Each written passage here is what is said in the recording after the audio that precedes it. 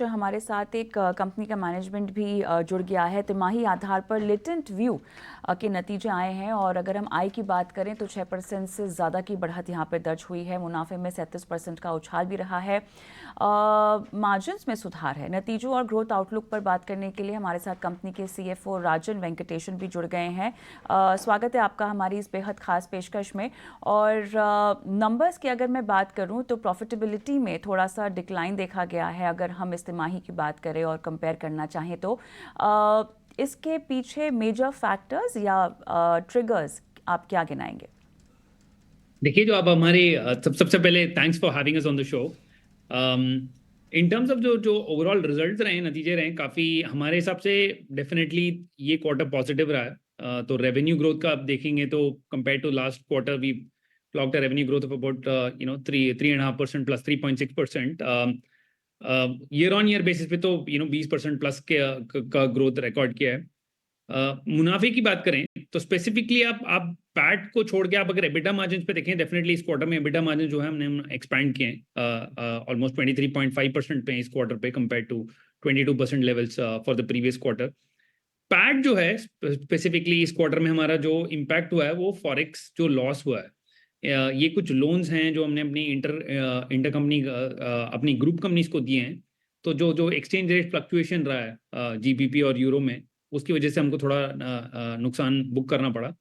तो उस वजह से जो है प्रॉफिट थोड़ा सा हल्का सा जो इस क्वार्टर में है कंपेयर टू लास्ट क्वार्टर नीचे आया है। बिल्कुल। Rajan ji good morning. प्रशांत बात कर रहा हूं और सबसे पहले तो आपकी हिंदी सुन के मुझे बड़ा अच्छा लगा। इतनी इतनी स्पष्ट हिंदी। और मैं आपकी प्रोफाइल और बाकी देख रहा था बाकी चीज़ें। बहुत ही एक्साइटिंग प्रोफाइल, बहुत ही शानदार जर्नी आपकी रही है। तो सबसे पहले तो मुझे हिंदी ने बहुत प्रभावित किया। चलिए अब कारोबार पे आते हैं।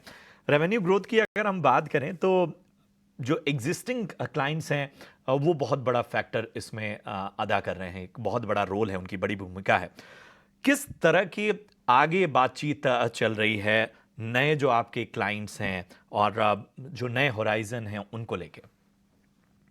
देखिए, लास्ट ईयर जो है डेफिनेटली हमारा बल्क ऑफ द जो ग्रोथ रहा है, ये सिर्फ लास्ट ईयर की बात नहीं है। हमारा हमारा हमेशा ये स्ट्रैटेजी रहता है कि फॉर्च्यून 500 कंपनीज को पकड़ के चलते हैं हम लोग। क्योंकि यहाँ पे जो है एंट्री मिलना मुश्किल होता है, बट वंस आप एंटर करते हैं तो you can have multi year relationships. तो you can build these relationships over over several years, right? तो यही हमारा जनरली स्ट्रैटेजी रहता है। तो किसी भी साल में आप देखेंगे तकरीबन 85% जो जो ग्रोथ रहता है वो हमारा एग्जिस्टिंग अकाउंट से आता है। जो 15% आता है वो न्यू अकाउंट से रहता है। बट जो न्यू अकाउंट्स का जो पहले ईयर वन का जो रेवेन्यू रहता है वो काफी थोड़ा नीचे रहता है। बट आगे के सालों में वो रेवेन्यू कंट्रीब्यूशन में ज्यादा there is higher contribution from some of those new clients that we had. जबकि आगे जाके जो आउटलुक रहेगा डेफिनेटली अगले साल हमारा ये फोकस रहेगा कि जो हमने इन्वेस्टमेंट्स किए लास्ट ईयर, तो आप देखेंगे कि हमने लास्ट के साल के बिगिनिंग में हमने ये बताया था कि जो सेल्स मार्केटिंग साइड में जो है हमने काफ़ी इन्वेस्टमेंट्स किए, जिसकी वजह से साल के स्टार्टिंग में आप देखेंगे हमारे मार्जिन भी थोड़े कम रहे थे। तो वो जितने इन्वेस्टमेंट्स हैं हमने सारे के सारे हम ऑलरेडी कर दिए हैं। अब आगे जाके इनके we should start seeing results coming in the coming year. तो डेफिनेटली ये एक्सपेक्टेशन है कि इस साल में जो है न्यू अकाउंट जो है they should contribute close to about 10%। Last year जो है हिस्टोरिकल लेवल से थोड़ा सा कम रहा है, but next year definitely overall जो रेवेन्यू उसमें से 8 से 10% जो रेवेन्यू है वो न्यू अकाउंट से आना चाहिए।